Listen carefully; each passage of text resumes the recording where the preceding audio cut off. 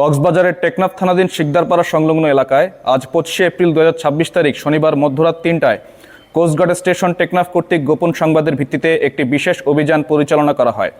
অভিযান চলাকালীন উক্ত এলাকা হতে একটি 7.65 মিলিমিটার বিদেশি পিস্তল, একটি ম্যাগাজিন, 1 রাউন্ড পিস্তলের তাজা গোলা ও 3টি দেশীয় অস্ত্রসহ একজন কুখ্যাত সন্ত্রাসীকে আটক করা হয়। আটককৃত সন্ত্রাসী মোহাম্মদ রাসেল ওরফে ডন রাসেল কক্সবাজারের টেকনাফ থানাধীন শিকদারপাড়ার বাসিন্দা। প্রাথমিক জিজ্ঞাসাবাদে জানা যায় সে দীর্ঘদিন যাবৎ মাদক, মানব পাচার ও সন্ত্রাসী কর্মকাণ্ডের সাথে জড়িত ছিল। এছাড়াও সে এলাকায় অস্ত্র দেখিয়ে ভয় ভীতি প্রদর্শন, চাঁদাবাজি, সন্ত্রাসী ও বিশৃঙ্খলা সৃষ্টি করে আসছিল। তার বিরুদ্ধে মানব পাচার, মাদক ও অস্ত্রের মোট 8টি মামলা রয়েছে। উল্লেখ্য, তাকে ইতোপূর্বেও বেশ কয়েকবার টেকনাফ থানা পুলিশ কর্তৃক বিপুল পরিমাণ ইয়াবাসহ আটক করা হয়েছিল। জব্দকৃত অস্ত্র ও আটককৃত আসামির বিরুদ্ধে পরবর্তী আইনানুগ ব্যবস্থা গ্রহণের কার্যক্রম প্রক্রিয়াধীন রয়েছে।